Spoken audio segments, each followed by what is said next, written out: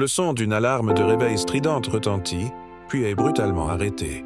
Le bruit ambiant d'une rame de métro bondée, mêlé au tic-tac assourdissant et accéléré de multiples horloges. T'es toujours fatigué, épuisé avant même que la journée ne commence? Chaque matin, le même combat pour sortir du lit, affronter les transports, la foule, le bruit. Tu te sens comme un fantôme au milieu des autres, le visage fermé, le regard vide. Tu regardes l'heure, encore et encore, espérant que le temps passe plus vite, mais les journées s'étirent à l'infini, aspirées par un tourbillon d'obligations. Le bureau, les dossiers qui s'empilent, les bouchons interminables sur le chemin du retour, les files d'attente pour tout et pour rien.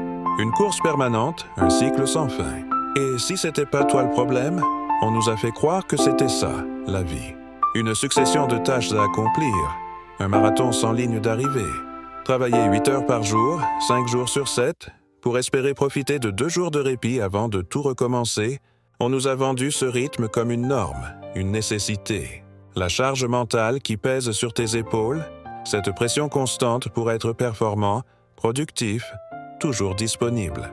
On te demande de jongler entre ta carrière et ta vie personnelle, comme si c'était 2 entités séparées, alors qu'elles se cannibalisent l'une l'autre. Ce rythme nous déconnecte de notre nature profonde, de nos besoins essentiels. Il nous broie. Alors, pour survivre à cette cadence infernale, on compense. On cherche des échappatoires, des anesthésiants, un verre d'alcool pour décompresser, une cigarette pour marquer une pause, des heures passées à scroller sans but sur un smartphone pour faire taire le vacarme intérieur. On s'abrutit devant des séries, on cherche une satisfaction immédiate dans la consommation. On anesthésie la fatigue, l'anxiété, ce sentiment diffus que quelque chose cloche terriblement. Ces distractions ne sont pas des plaisirs, mais des béquilles pour supporter un quotidien qui nous est devenu insupportable.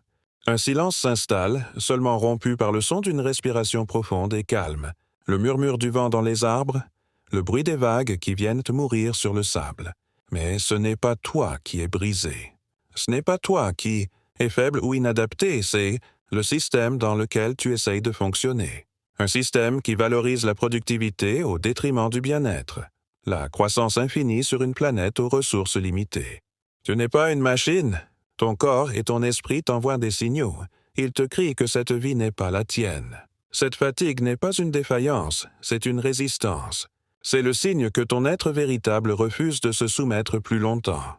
Le monde dans lequel tu vis n'est pas normal, mais tu n'es pas impuissant face à lui. Tu as le pouvoir de dire non, de ralentir. La première étape est de reconnaître que ce rythme de vie n'est pas une fatalité. Ouvre les yeux. Prends le temps de t'arrêter, de respirer, d'observer ce qui t'entoure et ce qui se passe en toi. Écoute ce que ton épuisement a à te dire. Et quand tu seras prêt, commence à changer les choses. Une petite chose à la fois, un pas après l'autre, pour te réapproprier ton temps, ton énergie, ta vie. Parce que tu mérites mieux. Tu mérites de vivre, pas seulement de survivre.